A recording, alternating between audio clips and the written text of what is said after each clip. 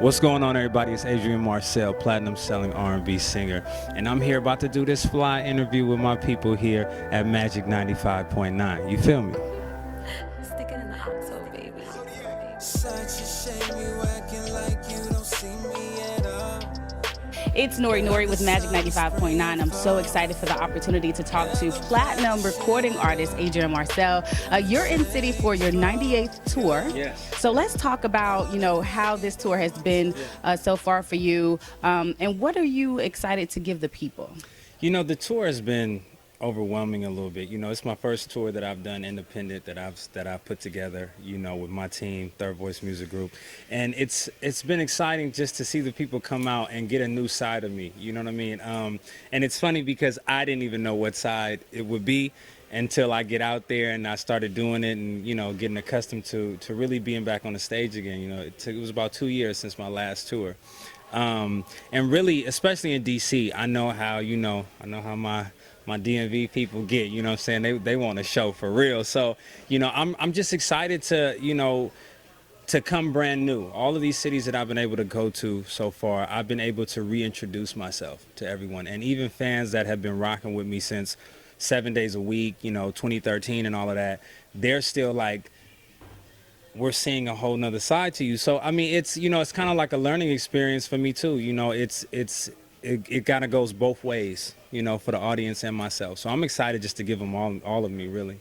Well, I think that's the exciting part for us as fans as well, right? So we've been listening to your music since the mid-2000s. Yeah. And so it's one of those opportunities, as you say yourself, to reintroduce yourself. So for the audience members that are listening and watching right now, and they're like, OMG, like how have I missed out on him? Talk to us about your journey through music and how this process has been from the beginning until now. And really what I'm asking is, being green and starting in the beginning, now you're an independent artist, now you've learned a few things, little tricks of the trade. How has that process been for you?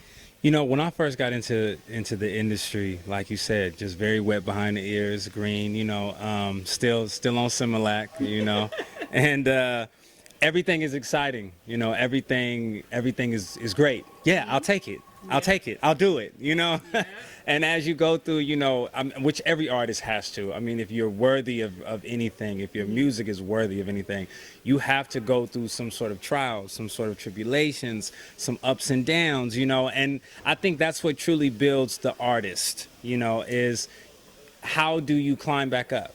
How do you handle not being where you were? How do you, because it's always an up and down game. I was blessed to have a lot of success early on in my career. I hooked up with Raphael Saadiq as a mentor. I was signed to Republic Records, and I've worked with pretty much all of my favorite artists. I've gotten to meet everyone who's ever inspired me, which is a blessing. And whether or not we've worked together or not, I always take that still as a meaningful thing. These are people that I've watched that help mold who Adrian Marcel is, and I get to just shake your hand and just get to let you know I'm a fan, So I think a lot of my career, even though I was green, I was always still paying attention. I was always still being very aware of what was happening and what could happen. So when the time came for me to walk away from the label, in 2016, when that time came for me to make the decision to be independent, it was really just it's like when you go to school, you go to college, you graduate, but you're ready to get out of there, and then eventually you're like, dang, I need to take some more classes. I need to go do what I wasn't trying to do back then, So I took some time to really just set in and figure out my business, figure out what my business plan was. Someone told me, who was actually at Republic when I was green, they said, you have to have a business plan. And at that time, I was too busy eating the shrimp and steak, that they were paying for, And, you're listening, but you're not taking it in. But now I get it. You have to have a business plan. You have to know what you want and how you plan on getting that. So me being independent now, there are things that I've taken that I did appreciate from labels, and there's things that I didn't, that I threw away, and that now I'm able to mold into my own situation, and being blessed to put on my own tour, put out my own album, release my music at will, I mean, these small things that when you have it early on, you don't appreciate it, you know, because I'm right back in the situation I was before the label. Yeah. But now standing here like, no, this is where I want to be. You know what I mean? Like this is a good place, rather than sitting there like, man, how do I get up there?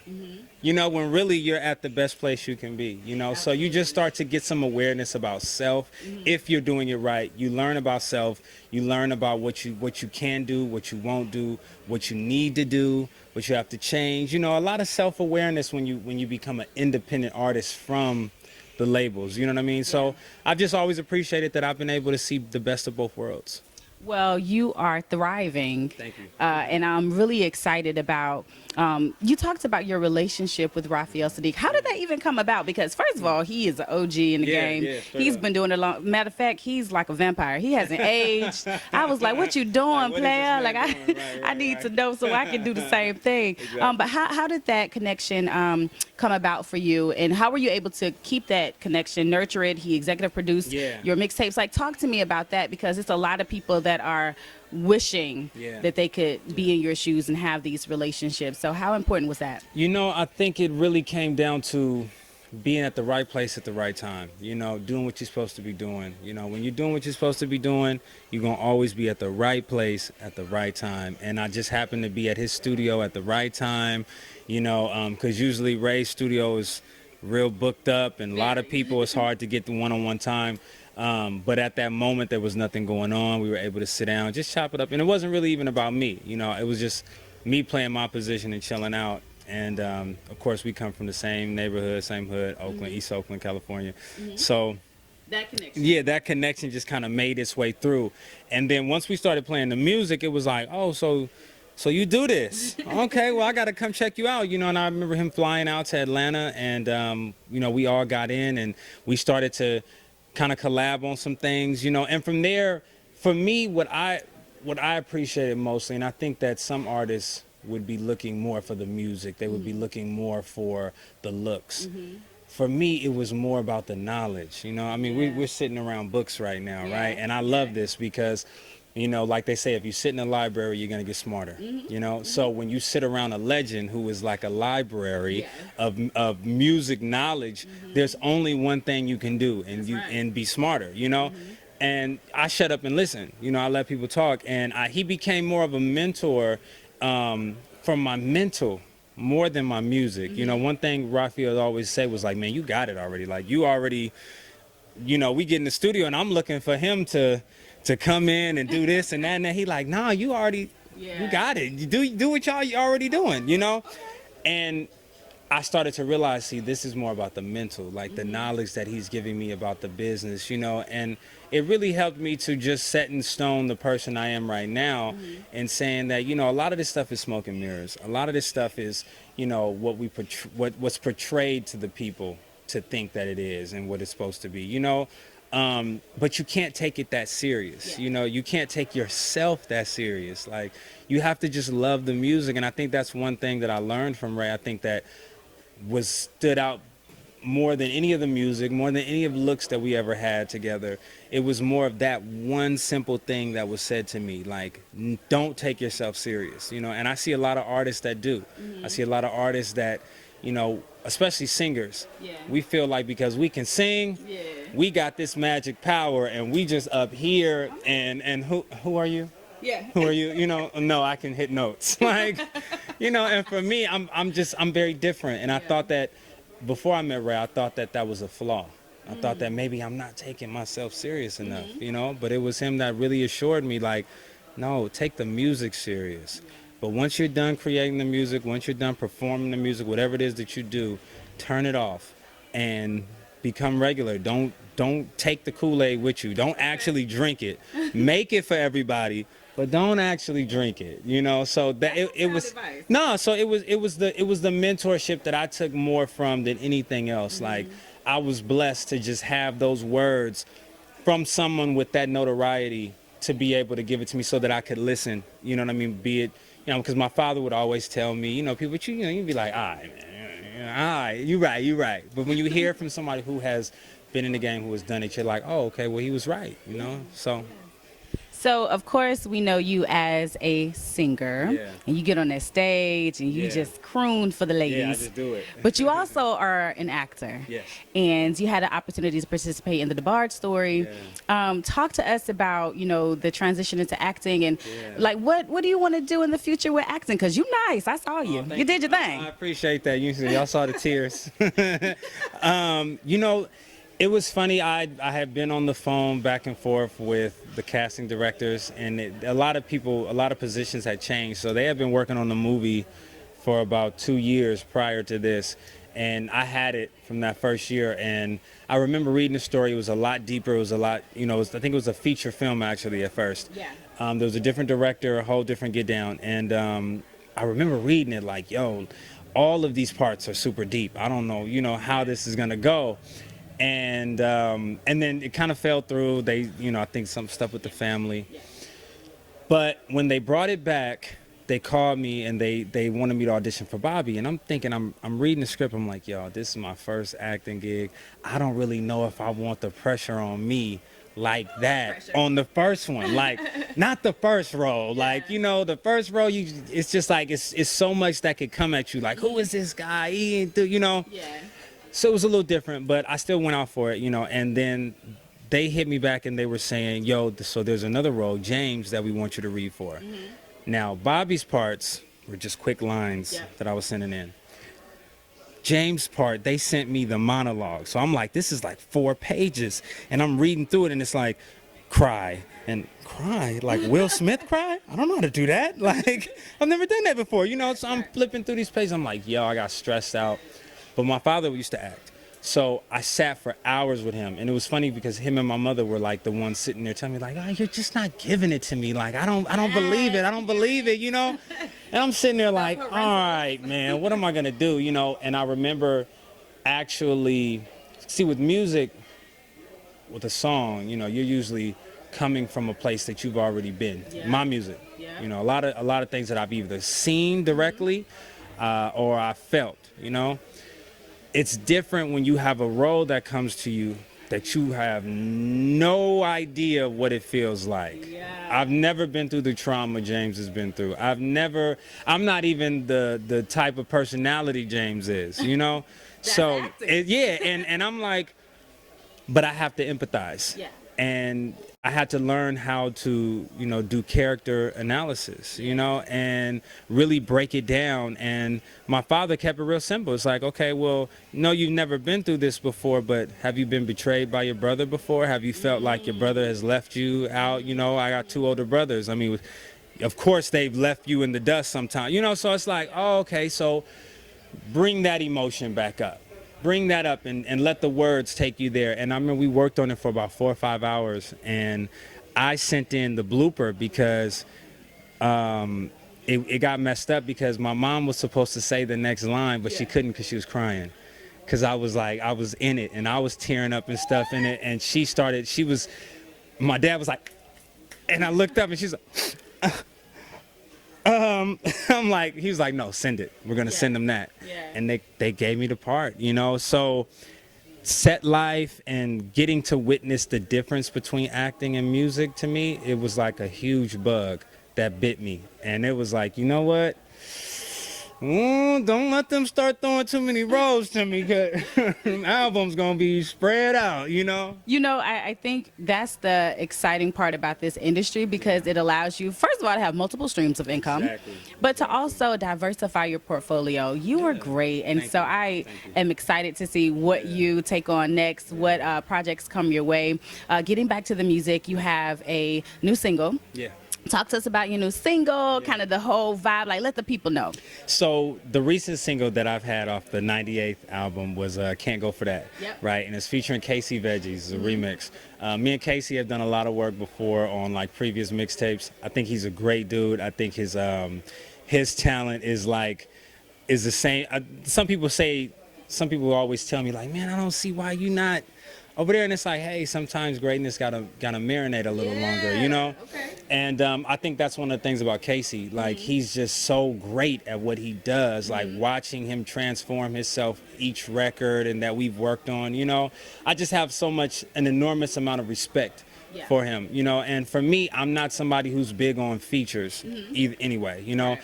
I mean, you can go through my catalog and you can probably count on one hand how many features I've actually had.